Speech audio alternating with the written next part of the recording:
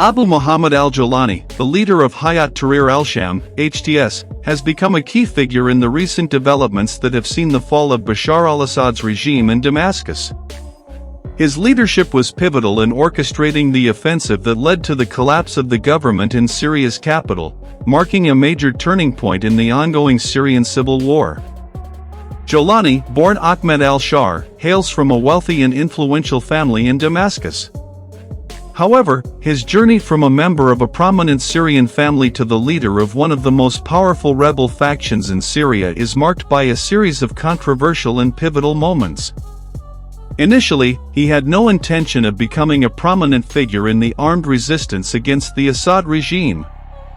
However, his views and the evolving political landscape in Syria led him down a different path, one that would see him become the leader of a group with a reputation for its violent tactics and ideological extremism. Jolani's rise to prominence can be traced back to his involvement with al-Qaeda. In the early stages of the Syrian civil war, he became closely associated with the terrorist organization. His ties to al-Qaeda led to the creation of the al-Nusra Front, an offshoot of the group that operated in Syria. The al-Nusra Front quickly gained a reputation for its militant ideology and brutal tactics, with Jolani emerging as one of its key figures. The group's original goal was to establish an Islamic State in Syria and to challenge both the Assad regime and other rebel factions for control of territory. Al-Nusra's ties to al-Qaeda were a defining feature of the group's early years, and under Jolani's leadership, it became one of the most significant militant factions in Syria. Despite his affiliation with al-Qaeda, Jolani was able to maintain strategic relationships with other rebel factions, and he proved to be a highly skilled and pragmatic leader. However, as the war progressed and different factions jockeyed for influence, Jolani's group faced internal and external challenges, including intense pressure from international forces opposed to al-Qaeda's presence in the region. In 2016, al-Nusra formally broke its ties with al-Qaeda in an attempt to gain broader legitimacy in the eyes of the international community, rebranding itself as Hayat Tahrir al-Sham, HTS. This move was seen as a way to distance the group from the global terrorist organization while still maintaining its militant Islamist agenda. Despite this shift, HTS retained much of its original leadership structure and tactics, with Jolani at the helm.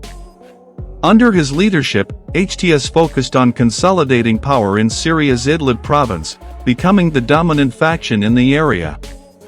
Over time, HTS began to gain more control over the northern parts of Syria, building alliances with various rebel factions while also engaging in fierce battles against both the Assad regime and rival rebel groups. The fall of Damascus, the seat of power for the Assad regime, represents a monumental shift in the Syrian conflict, and Jolani's HTS has played a crucial role in that transition. The offensive that led to the capture of Damascus was meticulously planned and executed, with HTS fighters making significant strides into key government-held territories. In the end, the collapse of the Assad regime was marked by the sudden absence of key military forces and the rapid encirclement of the capital by rebel groups. This development has been viewed as a stunning blow to the Assad regime, which had held power for over 2 decades. The role of Jolani and HTS in this victory has raised questions about the future direction of Syria. While HTS has been instrumental in the downfall of Assad, its radical ideology and historical ties to al-Qaeda continue to cause concern among international observers. With the collapse of the Assad regime, the political vacuum left in Damascus has created a power struggle among competing rebel factions and foreign powers.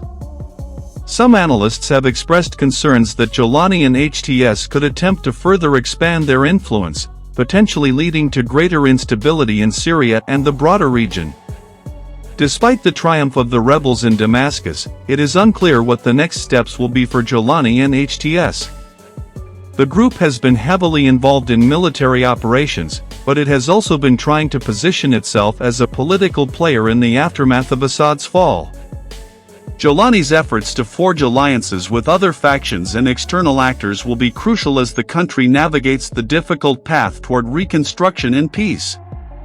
However, given HTS's history and ideology, it is uncertain whether the group will be able to transition from a militant organization to a legitimate political entity in the eyes of the international community.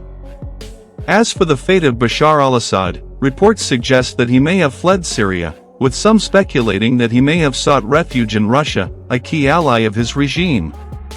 Despite these reports, there has been no official confirmation of Assad's whereabouts, and the Syrian government has continued to insist that the president remains in the country.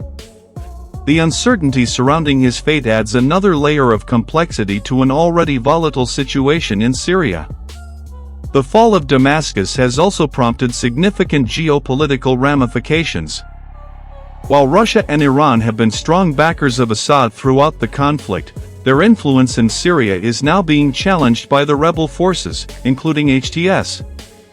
The future of Syria's alliances will likely hinge on the outcome of this power struggle, with regional players such as Turkey, the United States, and others positioning themselves for a role in the post-Assad era.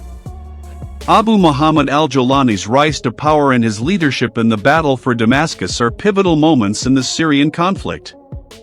His ability to unite various rebel factions under the banner of HTS, despite ideological differences, has made him one of the most influential figures in the country's ongoing struggle.